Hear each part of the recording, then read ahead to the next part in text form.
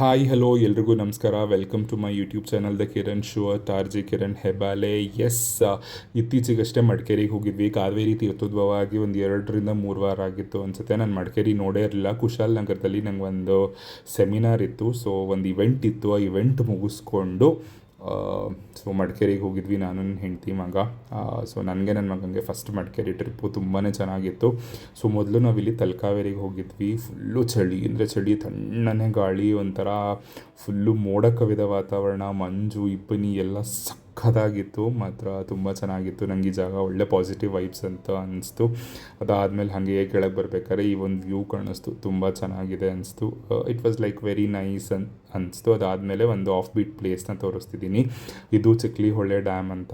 So ಇದನ್ನು reservoir ಕೂಡ ಕರೀತಾರೆ. ಇಲ್ಲಿ ನೀವು ಈ ಶೇಪಲ್ಲಿ ನೀರು ಹರಿಯೋದನ್ನು ನೋಡ್ಬೋದು, ತುಂಬ ಚೆನ್ನಾಗಿದೆ. ಇದೊಂಥರ ವಾಟರ್ ಶಬ್ದ ಕೇಳೋಕ್ಕೆ ಸಖತ್ ಖುಷಿ ಅನಿಸುತ್ತೆ. ತುಂಬ ಜನ ಬರ್ತಾರೆ ಅಂತ ಹೇಳ್ತಾರೆ, ಬಟ್ ಇದೊಂಥರ ಆಫ್ ಬೀಟ್ ಪ್ಲೇಸ್, ತುಂಬ ಜನಕ್ಕೆ ಗೊತ್ತಿಲ್ಲ. ಐ ಮೀನ್ ಸೀಸನ್ ಇದ್ದಾಗ ಜನ ಬರ್ತಾರೆ, ಸೀಸನ್ ಇಲ್ಲದೆ ಇದ್ದಾಗ ಜನ ಅಷ್ಟಿರಲ್ಲ, ಬಟ್ ನೋಡೋಕೆ ತುಂಬ ಚೆನ್ನಾಗಿರುತ್ತೆ. ನೀವು ಕೂಡ ಹೋಗಿ ಬನ್ನಿ. It is very good place, a very soothing place.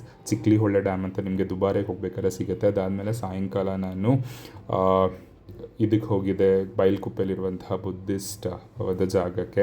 ಇಲ್ಲಿ ತುಂಬಾ ಚೆನ್ನಾಗಿದೆ. ನಾನು ನೋಡೇ ಇರಲಿಲ್ಲ, ಅಂದರೆ ಫೋಟೋಸು ವೀಡಿಯೋಸಲ್ಲಿ ನೋಡಿದ್ದೆ. ಫಾರ್ ದ ಫಸ್ಟ್ ಟೈಮ್ ಹೋಗಿದ್ದು ಈ ಜಾಗಕ್ಕೆ. ನಾವು ಹೋಗೋದಕ್ಕೆ ಸಾಯಂಕಾಲ ಆಗಿಬಿಟ್ಟಿತ್ತು. ಇನ್ನೊಂದು 10 ನಿಮಿಷದಲ್ಲಿ ಬಾಗ್ಲಾಗ್ತಾರೆ ಬನ್ನಿ ಅಂತ ಅಲ್ಲಿನ ಸೆಕ್ಯೂರಿಟಿ ಗಾರ್ಡ್ಸ್ ಎಲ್ಲ ಪುಷ್ ಮಾಡ್ತಿದ್ರು. ಸರಿ ಅಂತ ಕಾರ್ ನಿಲ್ಲಿಸಿ ಎದ್ವೋ ಬಿದ್ವು ಅಂತ ಓಡಿದ್ವಿ. ಅದಾದಮೇಲೆ ಈ ಗೋಲ್ಡನ್ ಟೆಂಪಲ್ ಒಳಗಡೆ ಹೋಗಿ ಇಲ್ಲಿದ್ದಂತಹ ಆರ್ಕಿಟೆಕ್ಚರ್ಸ್ಗಳನ್ನೆಲ್ಲ ನೋಡಿ ಎಂಜಾಯ್ ಮಾಡಿದ್ವಿ. ಒಂಥರ ತುಂಬ ಕಣ್ಣಿಗೆ ಹಬ್ಬ ಅಂತ ಅನಿಸ್ತು.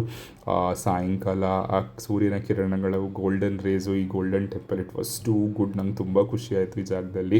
ಮೆಡಿಟೇಷನ್ ಮಾಡೋಣ ಅಂದ್ಕೊಂಡೆ. ನನ್ನ ಮಗನ ಹಿಡ್ಕೊಂಡು ಯಾವ ಮೆಡಿಟೇಷನು ಮಾಡೋಕ್ಕಾಗಲ್ಲ ಅಂತ ಏನೂ ಮಾಡಲಿಲ್ಲ, ಸುಮ್ಮನೆ ಇದ್ವಿ. ಇದೊಂದು ಜಾಗ ಇನ್ನೇನು ಮುಚ್ತಾ ಇದ್ರು. ನಾವು ಹೋಗೋ ಹೊತ್ತಿಗೆ ಎಲ್ಲ ಕಡೆಯಿಂದ ಲೈಟ್ ಆಫ್ ಮಾಡ್ಕೊಂಬಂದರು. ನಾವು ಕೂಡ ಓಕೆ ಫೈನ್ ಅಂತ ನೋಡಿಕೊಂಡು ಇಲ್ಲಿಂದ ಹೊರಟು ಮುಂದೆ ಬಂದ್ವಿ. ಇಲ್ಲೊಂದು ಶಾಪ್ ಇತ್ತು, ಇಲ್ಲಿ ಒಂದಷ್ಟು ಸ್ಪೈಸಸ್ಸು, ಚಾಕ್ಲೇಟ್ಸ್ ಎಲ್ಲ ಶಾಪ್ ಮಾಡಬೇಕು ಅಂತ ನನ್ನ ಹೆಂಡತಿ ಅಂದ್ಲು. ಸೊ ಇದೆಲ್ಲ ಶಾಪ್ ಮಾಡಿ ಒಂದಷ್ಟು ಒಳ್ಳೆ ಸ್ಪೈಸಸ್ ಎಲ್ಲ ಸಿಕ್ತು, ತೊಗೊಂಡು ನೆಕ್ಸ್ಟ್ ಡೇ ಬೆಳಗ್ಗೆ ದುಬಾರೆ ಸಾಕಣೆ ಶಿಬಿರಕ್ಕೆ ಹೋಗಿದ್ವಿ. ಇಲ್ಲಿ ಮೈಸೂರು ದಸರಾ ಅಂಬಾರಿಯಲ್ಲಿ ಓಡಾಡುವಂತಹ ಒಂದಷ್ಟು ಆನೆಗಳಿದ್ವು. Kanchan especially was very active.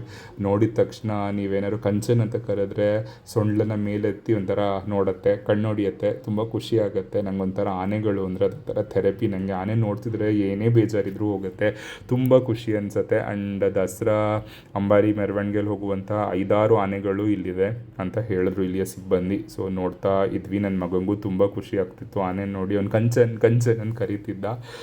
So ಸಖತ್ತಾಗಿತ್ತು. ಅದಾದಮೇಲೆ ನಾನು ಇಲ್ಲೊಂದು ಅಯ್ಯಪ್ಪ ಅಂತ ಒಂದು ಆನೆನ ಮೀಟ್ ಮಾಡಿದೆ. ಆನೆಗೆ ಹುಲ್ಲು ತಿನ್ನಿಸೋ ಒಂದು ಅವಕಾಶ ನಂಗೆ ಸಿಕ್ತು. ಪಾಪ ಎಷ್ಟು ಕ್ಯೂಟಾಗೆ ಹುಲ್ಲನ್ನ ತಿಂದು ಸುಮ್ಮನೆ ಇತ್ತು. ಅದಾದಮೇಲೆ ಅಲ್ಲಿ ಅವ್ರು ಬಂದು ಬೈತಿದ್ರು, ಏನೇನೋ ತಿನ್ನಿಸ್ಬೇಡಿ ಸರ್ ಆನೆಗೆ, ಸರಿ ಹೋಗಲ್ಲ ಅಂತ. ಓಕೆ ಅಂದ್ವಿ. ಒಂದಷ್ಟೊತ್ತು ಆನೆನ ನೋಡ್ತಾ ನಿಂತಿದ್ವಿ.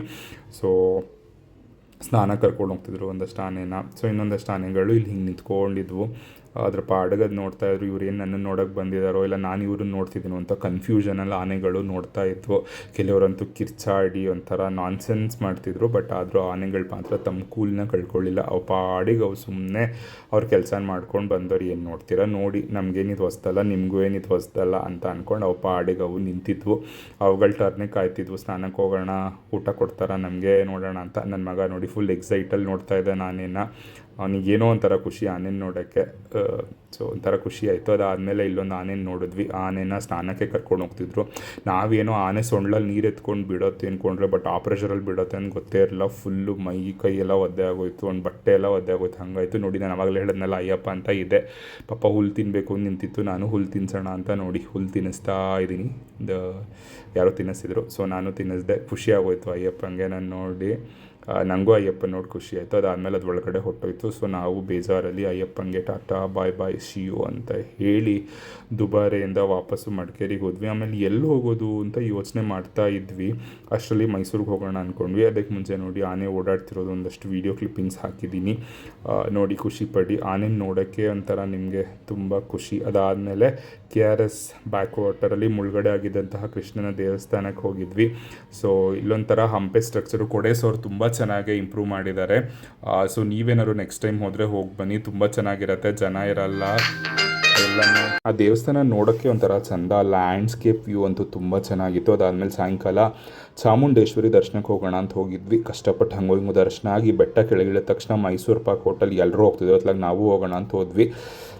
ಏನೂ ತಿನ್ನಲಿಲ್ಲ, ಸ್ವೀಟ್ಸ್ ಎಲ್ಲ ಬೇಡ ಅಂತ ಅಂದ್ಕೊಂಡು ಸ್ವೀಟ್ಸ್ ನೋಡಿಕೊಂಡೆ ಕಣ್ಣಲ್ಲಿ ಬ್ಯಾಟಿಂಗ್ ಮಾಡಿ ಹೊಟ್ಟೆ ತುಂಬಿಸ್ಕೊಂಡು ಇಲ್ಲಿಂದ ಹೊರಟ್ವಿ. ಸೊ ಒಂದಷ್ಟು ನಾವು ತೊಗೊಂಡಿರುವಂತಹ ಪಿಕ್ಚರ್ಸ್ನ ಕೂಡ ಅಪ್ಲೋಡ್ ಮಾಡಿದ್ದೀನಿ, ನೋಡಿ ಹೇಗಿದೆ ಅಂತ ಹೇಳಿ.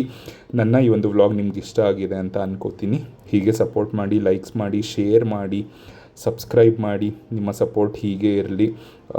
ನನಗೊಂಥರ Madikeri trip it was good ಅಂತ ಅನ್ನಿಸ್ತು. ನನ್ನ ಎಕ್ಸ್ಪೆಕ್ಟೇಷನಲ್ಲಿ ಬೇರೆ ಏನೇನೋ ಇತ್ತು Madikeri, but this was also okay, not a bad trip ಅಂತ ಹೇಳ್ಬೋದು.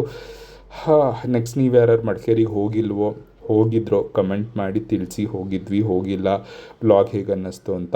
ಮುಂದೆ ಇನ್ನೊಂದು ವ್ಲಾಗ್ ಜೊತೆ ಮತ್ತೆ ನಾನು ಸಿಗ್ತೀನಿ. ಇನ್ನೇ ನನ್ನ ಮಗನ ಬರ್ಡೇ ಬರ್ತಿದೆ, ಅದರ ತಯಾರಿ ಹೇಗಿತ್ತು, ಏನು ಮಾಡಿದ್ವಿ ಅನ್ನುವ ಒಂದು ಸಣ್ಣ ವ್ಲಾಗ್ನ ನಿಮಗೂ ಕೂಡ ಪರಿಚಯ ಮಾಡಿಸ್ತೀನಿ. ಎಲ್ರಿಗೂ ಒಳ್ಳೆಯದಾಗಲಿ, ಒಳ್ಳೆಯವರಾಗಿರಿ, ಒಳ್ಳೆ ಕೆಲಸ ಮಾಡ್ತಾಯಿರಿ.